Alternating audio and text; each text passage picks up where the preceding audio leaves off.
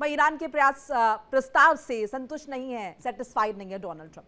Iran के प्रस्ताव से संतुष्ट नहीं है डोनाल्ड ट्रंप। ईरान का नया प्रस्ताव स्वीकार नहीं है, ये ट्रंप द्वारा कहा गया। प्रस्ताव में परमाणु कार्यक्रम का जिक्र नहीं है। ईरान को परमाणु हथियार नहीं बनाने देंगे, ट्रंप ने दोहराया इस बात को। हम अपनी शर्तों पर ही डील करेंगे, वही समझौता करेंगे जो लोगों के हित में है, ये डोनाल्ड ट्रंप द्वारा कहा गया। बड़ी जानकारी आपके साथ साझा करें। ईरान ने एक नया प्रस्ताव पेश किया था, रखा था और कहा था कि जो आसान चीजें पहले उन पर बात कर लेते हैं, ये परमाणु हथियार पर बाद में बात कर लेंगे। लेकिन इससे सेटिस्फाइड नहीं है, कन्विंस नहीं है डोनाल्ड ट्रंप।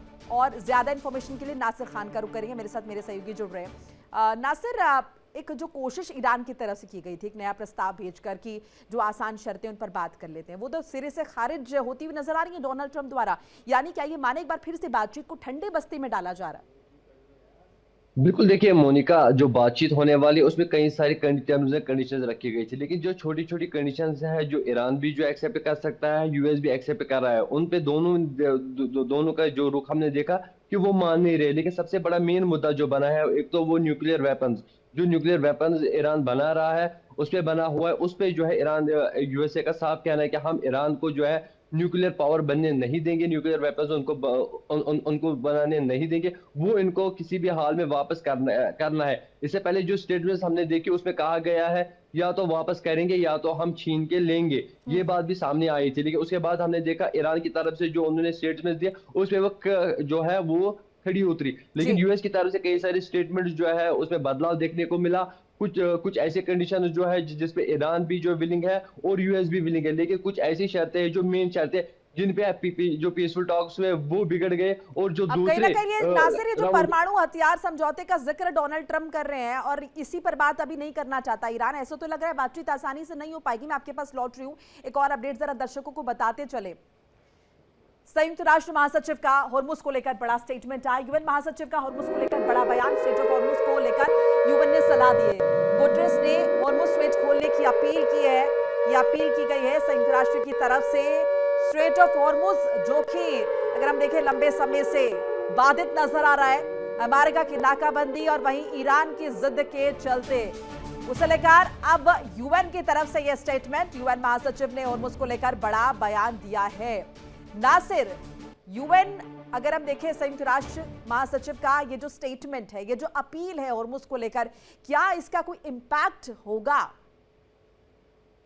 देखिए मोनिका, इम्पैक्ट होना था तो 28 फरवरी से इम्पैक्ट हमें देखने को मिला होता, क्योंकि दबाव जो है कंटिन्यूसली बना हुआ है, ना कि अमेरिका की तरफ से बल्कि और कंट्रीज ने जो है इस पे दबाव बनाए हुआ है कि स्ट्रेट हॉर्मुज जो है आवाजाही के लिए खुलना चाहिए। लेकिन उसके बाद हमने देखा कि जब एक दिन के लिए खोला गया उसके बाद यूएस का ब्लॉकेड लगा, उसके बाद ईरान का करारा जवाब जो है वो मिला कि जब तक यूएस ब्लॉकेड नहीं खुलेगा तब तक दुनिया की कोई ताकत जो है हमें इस चीज के लिए फोर्स नहीं कर सकती है, ना ही हम किसी दबाव में आएंगे। और वही तस्वीर जो है हमें देखने को मिल रही है, जो ईरान ने कहा वही तस्वीर जो है इस वक्त ऑन ग्राउंड रियलिटी वो नजर आ रही है कि स्ट्रेट ऑफ हॉर्मुज अभी भी जो है बंद पड़ा हुआ है। इससे कहीं ना कहीं ग्लोबल क्राइसिस जो है वो बढ़ते हुए नजर आ रहा है। लेकिन अब यूएन की तरफ से जो एक स्टेटमेंट जारी किया गया, अब ये देखना है कि ईरान जो है इस स्टेटमेंट को कैसे लेगा, क्या वो यूएन की बात लेगा या वहां पे भी यूएन के सामने वो कुछ टर्म्स एंड कंडीशंस रखेगा खुलाने के लिए, ये हॉर्मुज खोलने के लिए, क्योंकि पहले ही ईरान की तरफ से एक मान रहा है नाकाबंदी तोड़ने के लिए। मैं आपके पास लॉटरी अपडेट के लिए एक और जरा दर्शकों को खबर बता दें, कच्चे तेल की कीमतों में फिर से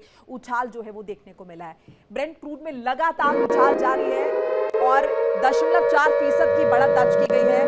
ब्रेंट क्रूड में 108.68 डॉलर प्रति बैरल जो है ये पहुंचा। कुल मिलाकर लगातार उछाल जो है वो देख रहे हैं कच्चे तेल के कीमतों में। नासिर, क्या किसी तरह की राहत की उम्मीद कर सकते हैं जो मौजूदा घटनाक्रम है उसके हिसाब से?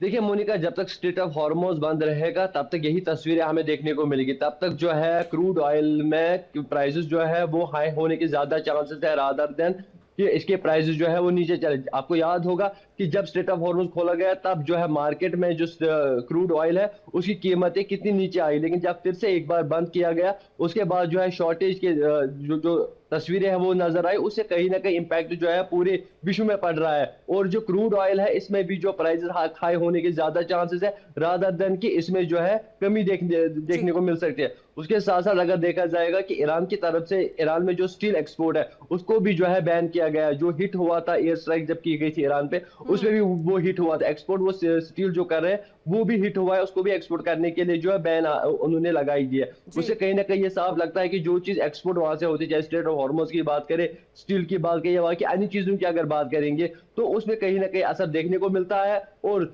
जब एक्सपोर्ट में आपको कमी देखने को मिलेगी, जब उस पर जो बैन आयद की जाएगी या आवाजाही के लिए रोका जी। जाएगा, उससे कहीं ना कहीं प्राइसेस हाई होने के ज्यादा चांसेस रहते हैं, रादर देन कि वो प्राइस जो है उसमें डाउनफॉल मिल सकते हैं। जब तक यूएस ब्लॉकेड नहीं हटेगा, जब तक स्ट्रेट ऑफ बिल्कुल, हॉर्मुज जब तक पूरी तरह से ईरान खोला या नहीं अमेरिका जाएगा। की तरफ से कोई कदम नहीं उठाया जाता स्ट्रेट ऑफ हॉर्मुज को लेकर, तब तक किसी तरह की राहत की उम्मीद नहीं। बहुत बहुत शुक्रिया नासिर आपका तमाम जानकारी अपडेट साझा करने के लिए। देखिए इंडिया डेली 24/7 अब आपकी स्मार्ट टीवी पर। इंडिया डेली मौजूद है सभी डिजिटल प्लेटफॉर्म पर लाइव और लगातार। इंडिया डेली 24/7 हर दिन राष्ट्र को समर्पित।